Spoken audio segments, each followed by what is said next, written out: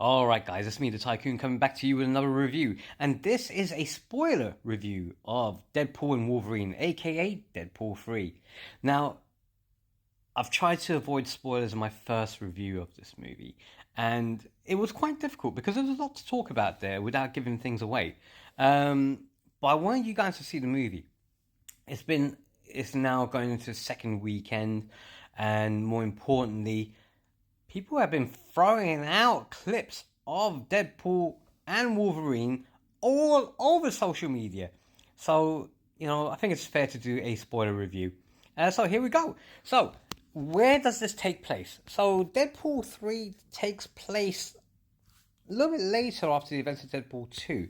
And Deadpool is now going through almost like a midlife crisis. He wants Vanessa to be happy. He wants her. He wants to have a family with her and have that sort of life with her. Great relationship. So he hangs up his guns and tries. Fails in multiple attempts to try and join groups like the Avengers or X-Men. And so on and so forth. And you even see an interview with Happy Hogan where he fails. He can't get the interview, even though he's Deadpool. And it's kind of refreshing because you see a dramatic side to Ryan Reynolds within this character, and he's not the merc with the mouth. He becomes a car salesman working with Pete, his buddy from Deadpool 2 X Factor, the only guy that actually had no powers apart from being diabetic 1 and 2. But he's struggling. And a couple of years down the road of doing that work, his relationship with Vanessa has fizzled out. He doesn't have a relationship with her anymore. He's struggling and he is by himself. He's lonely. But they hold a birthday party for him, and certain people are invited. And along the way, the TVA meets up with Wade again. Now you see the TVA in the intro, of the opening of the movie, because you want to see the Logan Wolverine from Logan, the movie, and you do, except that's an adamantium skeleton. So yeah, they definitely let go of him. And because the TVA has now come in, they've let Wade know that look, your universe is now going to be pruned. It's been sped up, and there's not much you can do to stop it unless you get this, a certain thing, which is Wolverine, to go back and help and stop it. And so Deadpool goes, and you've seen the montage. You must have seen the montage by now. If you haven't, well done. But as I said, this is a spoiler. So he goes back into the different variants, different timelines, and you see an amazing tribute to all the Wolverines throughout the X-Men comics history, from Patch in Madripoor, a comic accurate in terms of the Wolverine and his height, and they done him wrong. I mean, he's 5'1" in the comics, but they made him like 2'2". It was just too funny watching that. And then you've got the John Brown Logan versus the Hulk, and an appearance from the Hulk.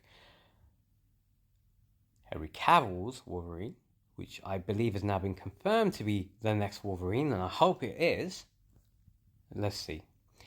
And he does a great job because he reloads the guns again like he done in Mission Impossible. And while he's reloading his guns, his adamantium claws come out. It is sick. And of course, my personal favorite, the Age of Apocalypse Wolverine.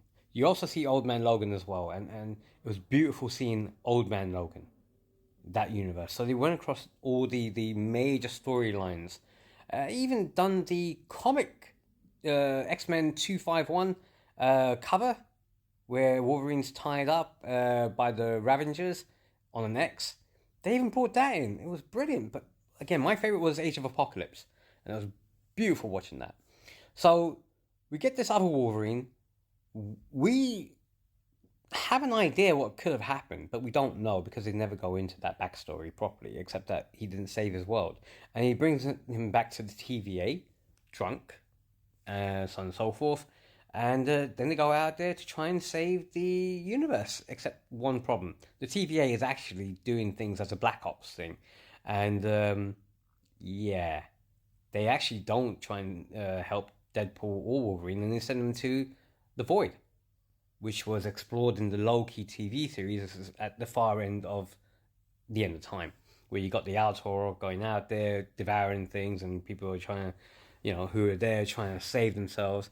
And this is where you see, the first battle with Wolverine and Deadpool, and you also get Chris Evans, but not as Captain America. This is the Human Torch. You see Pyro showing his mutant powers and controlling the Human Torch, and all hell kicks off. You see Sabretooth again. Logan does his job. He said that he was going to do it in Wolverine Origins, which is cut his head off and see how it goes from there, and he does exactly that. And you meet Cassandra Nova, finally. And they explore her character in a little bit of detail, but not in too much detail. You just know her as the big bad. It keeps going. And again, while they are there, Logan and Deadpool get into a massive scuffle. That'll be their second scuffle that they get into in a car. It's funny, but it's surprising how it gets there, because Logan or Wolverine does such, the drama that they brought in with these characters. It's not just the comedy, and they have the banter, you're enjoying the banter, but it's also the serious side of it. The hurt, the anger, the regrets. You feel it all, and you really do get this thing that the superheroes failed. And that's the wonderful thing about it. And there's nothing but anger left, and leads to a really good fight. And this is another thing about the movie, that they didn't hold back. They went all out. Then you see the other variants. Elektra, Channing Tatum has finally been recognized as Gambit, although he was it's a good thing he didn't become Gambit. Yes, comic accurate, but someone else could have played him better. That's my personal opinion. And of course, the one and only Blade, Wesley Snipes. And he even mentions that when they're going out and doing their all-out battle. Again, everything keeps going at a rapid pace. So far, they even get out from that universe and try to stop a time bomb from taking place that the TVA has set, which Cassandra Nova wants to detonate and destroy all reality. Multiple Deadpools come from all over the Deadpool universe and are only stopped after classic Wolverine with his mask comes back on and Deadpool beat them all down. Nicepool is there too, and so is Dogpool, and Nicepool has such a nice ending. But it's all stopped by Peter. And one thing that came through that made me think, well, Peter is here. And every Deadpool universe has its own Peter, who is exactly the same, that doesn't change, is exactly that Peter. The same thing happens in Secret Wars 2015 when time runs out. Molecule Man, Owen Reese, the same one is created each and every way through, exactly the same, only by the Beyonders to detonate, so it causes the incursions and creates the destruction of the multiverse. Is Peter that Molecule Man?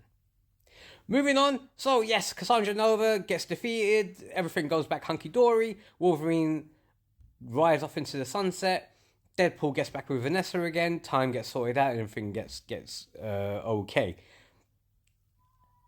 And it's a love letter to the Fox Cinematic Universe. Rather than a dig at them, it looks at what they actually, paved for the future, which was the MCU. And the MCU needs to take its look at storyboards that come from the comics, stop putting in this rubbish of wokeness or messaging, or taking your main characters and making them secondary characters. Get rid of all of that. Stick with the storyboards. Everything will be okay. If you're watching this, again, on any social media platform, like, follow, subscribe, leave a comment. Let me know what you think about this. And if you don't know how to do that, you all need to go back to school. So says the TYCOON.